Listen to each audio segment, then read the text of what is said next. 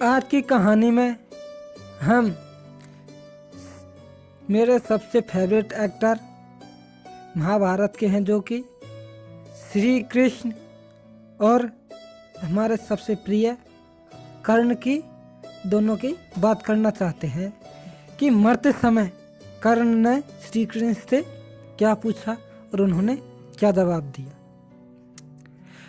कर्ण ने कृष्ण से पूछा, मेरा जन्म होते ही मेरी माँ ने मुझे त्याग दिया, क्या अवैध संतान होना मेरा दोष था?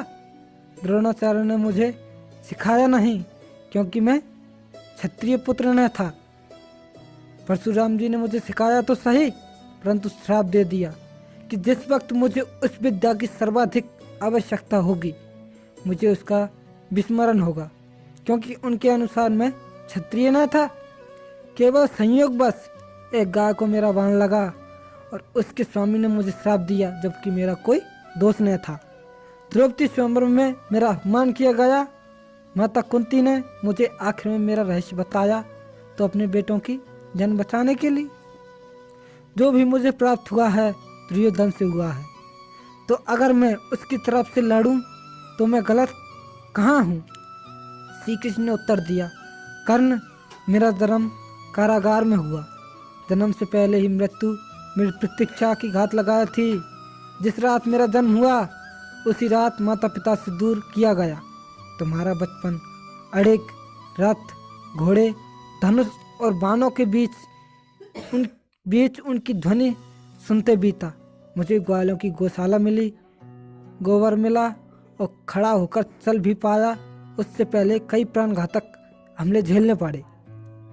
कोई सेना नहीं, कोई शिक्षा नहीं, लोगों से ताने ही मिले कि उनकी समस्याओं का कारण मैं हूँ।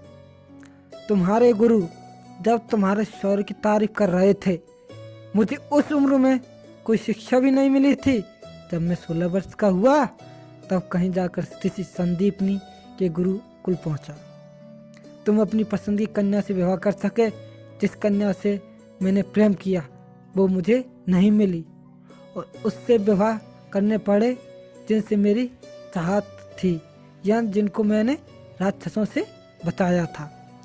मेरे पूरे समाज को यमुना के किनारे से हटाकर एक दूर समुद्र के किनारे बसाना पड़ा। उन्हें जरासंध से बचाने के लिए रण से पलायन करने के कारण मुझे भीरू कहा गया, रणछोड़ कहा गया। अगर दुर्योधन युद्ध जीतता है तो तुम्हें बहुत श्रेय मिलेगा। धर्मराज अगर जीतता है तो मुझे क्या मिलेगा? मुझे केवल और केवल युद्ध से निर्माण हुई समस्याओं के लिए दोष दिया जाएगा। एक बात का स्मरण रहे कर्ण, हर किसी को जिंदगी चुनौतियां देती है। जिंदगी किसी के साथ न्याय नहीं करती। दुर्योधन ने अन्याय का सामना किया है तो युधिष्ठिर ने भी अन्याय भुगता है। कहीं ना कहीं युधिष्ठिर भी को अन्याय भुगतना पड़ा था। लेकिन सत्य धर्म क्या है यह तुम जानते हो।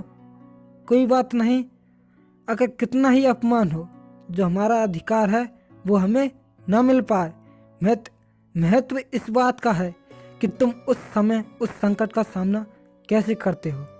रोना धोना बंद करो कर्ण।